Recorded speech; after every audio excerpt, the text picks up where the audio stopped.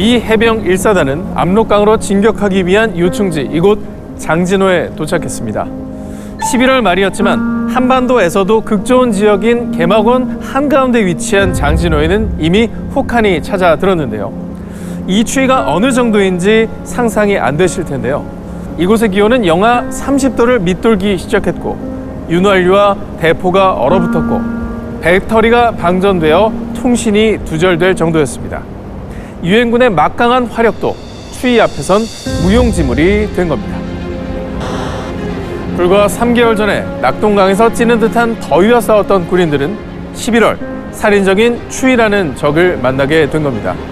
문제는 이뿐만이 아니었습니다.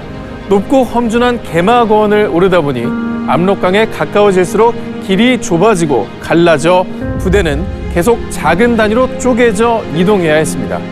만일 적이 나타난다면 한 줄로 길게 늘어선 부대는 너무 취약했죠.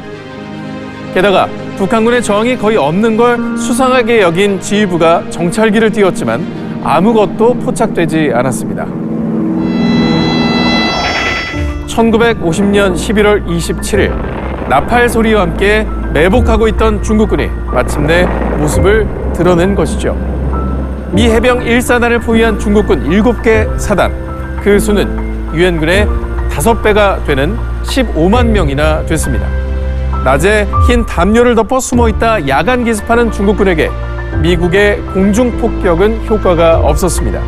영하 30도를 밑도는 살인적인 추위에 동상으로 인한 피해 역시 극심했습니다. 미 해병 사단의 최대 위기. 5일간의 악전 고투 끝에 북동군 수송사령관 터너 준장은 항공철수를 제안했습니다.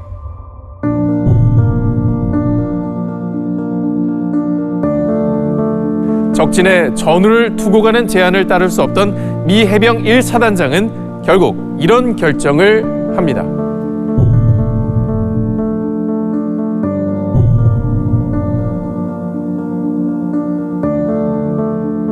후방의 적과 싸우며 흥남까지 진출하는 새로운 방향의 공격. 해병사단은 100km가 넘는 거리를 걸어서 돌파하기로 결정합니다. 하지만 퇴로는 마땅하지 않았는데요. 결국 꽁꽁 얼어붙은 장진호를 걸어서 이동하는데 일부 병력은 무사히 장진호를 건넜지만 중국군의 공격은 집요했습니다. 중국군 12개 사단이 투입되어 공격이 계속됐고 장송곡 같은 나팔 소리에 사상자는 쌓여만 갔습니다. 장진호 철수의 주요 거점이었던 덕동고개. 이곳이 막히면 주요 연대 퇴로가 사라지는 상황. 다행히 덕동은 미 해병사단 윌리엄 바버의 F중대가 선점하고 있었습니다. 낮이면 전투기가 부대를 엄호하고 밤이면 인해 전술로 밀고 들어오는 중국군을 막으며 사투를 벌였습니다. 하루면 끝날 것 같던 전투는 5일이나 지속됐고 수천 명의 손실을 입은 중국군이 퇴각하며 퇴로 확보에 성공했습니다. 12월 7일 미 해병사단은 고토리에 도착했습니다.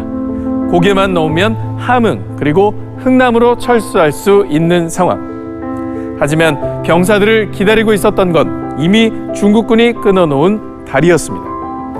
기온은 영하 45도까지 떨어졌고 밤이 되자 병사들은 중국군의 기습이 언제 시작될지 모른다는 두려움에 떨었습니다.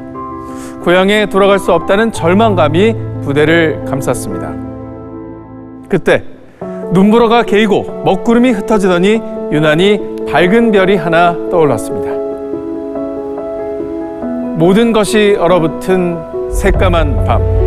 이 별만은 영롱하게 빛나고 있었는데요. 병사들은 밝은 별을 보며 하나둘 희망을 되찾아 갔습니다. 마치 끝이 보이지 않는 것 같은 긴 터널에도 출구는 반드시 있다는 희망 말입니다. 그리고 그 희망은 현실이 됐습니다. 다음날 항공기를 통해 임시 교량이 공수됐고 복구된 수문교 위로 철수병력 전원과 1200여 대의 차량이 무사히 빠져나올 수 있었던 것입니다. 훗날 본국으로 돌아간 병사들은 고토리 밤하늘을 잊을 수 없었습니다. 이후 장진호 전투 기념비에도 이 별을 새겨넣어 절망이 희망으로 바뀐 그날에 대해 여전히 기억하고 있습니다. 100km에 이르는 전투 동안 중국군 군단은 거의 괴멸됐고 마침내 12월 11일 미 해병대는 유엔군과 국군의 엄호 속에서 무사히 흥남에 도착했습니다. 전우를 두고 갈 수 없다는 고집스러운 결정이 모두를 사지로부터 구해낸 것입니다.